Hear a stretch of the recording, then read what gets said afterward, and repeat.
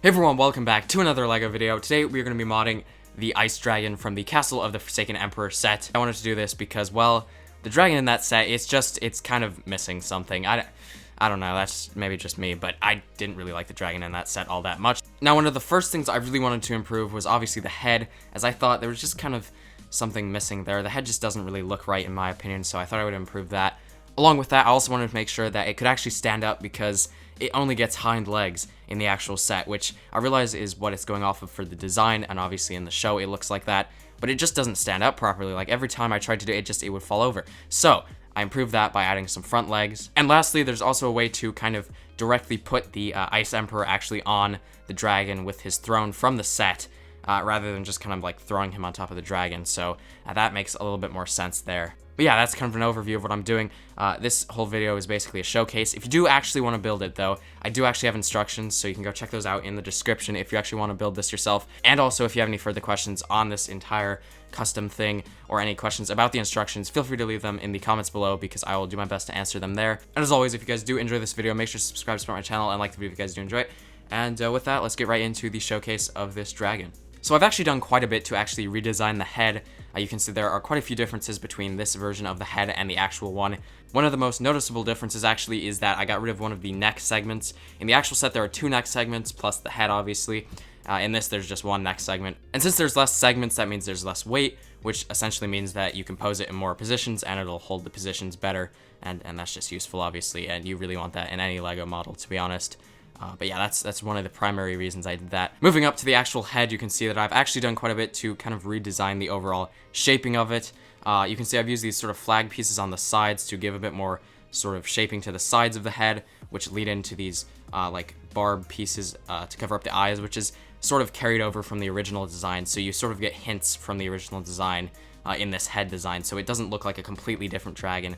It takes a lot of inspiration from the original design. I think there's a really nice balance between white and dark blue actually on this, as well as a little bit of transparent blue as well, so it just really balances out and looks very nice overall. So obviously the mouth is very posable, so you can get kind of a wide diversity of different angles with that. One of the nicer details on the head here actually is one of these modified sort of plate pieces here on the front to shape up sort of the nose area, which is a lot more interesting than just a bracket piece.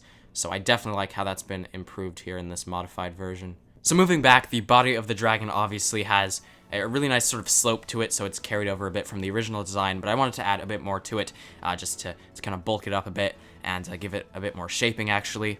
So you can see there's a modified 1x2 plate here that if you actually take off, you have space to now put the throne from the set actually on it. And so you can stick the Ice Emperor on top of that. And this also kind of mirrors what happened with Asphira, as she was able to have a throne on top of the Fire Fang. So now the Ice Emperor actually has a throne on top of his sort of dragon, assuming that's what it is. Another notable change here is that the wings are actually moved up. Originally they were in the ball joints where the front legs are now, but there are some new ones that are added on to allow for the wings to be higher up and just the shaping to work out overall. So that's where the wings are. The wings are basically unchanged, there's nothing special there. But the front legs are actually modified, so let's take a look at those. Obviously, the original dragon doesn't have front legs, and I think that's kind of a problem, but I've modified it to become a dragon for the fact that it just doesn't stand up properly when you try to actually pose it, and I think that's kind of important, so I decided to just add some front legs to allow it to actually stand up properly. There's nothing really all that special about the front legs, there's nothing really that interesting with the design. It's more or less some slope pieces and these modified 1x2 sort of plate pieces. And then obviously, I actually decided to use these sort of skeleton legs here as a bit of a more interesting design. I just tried something new, and I guess it worked out okay, but yeah, that really kind of wraps up the legs. There's nothing really too special with the front legs.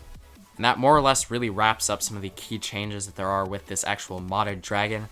And a lot of the other stuff is honestly just pretty much kept the same from the original dragon. I think it all works pretty well together, and overall you get a really nice look that makes up quite a nice modified dragon. So that pretty much wraps up everything I want to say about this dragon. As I said, there are links in the description if you do want to build it yourself, although I will say that it is kind of based off of modifying the dragon, so if you don't own the Castle of the Forsaken Emperor set, you probably won't have all the parts, and granted, it doesn't just use parts from the set, so you will have to get other parts to modify it, because it's not just parts that come in the set. But if you don't have the set, and you're using the instructions, you won't be able to build the entire dragon, because certain parts are kept the same, and you'll see that on the final page of the instructions if you do look at it. That's just a bit of a disclaimer there if you are going to do it. So it's basically just if you have the set and you want to modify it. Anyway, that's all I really have to say about this Ice Dragon, and see you guys all in the next video. Goodbye.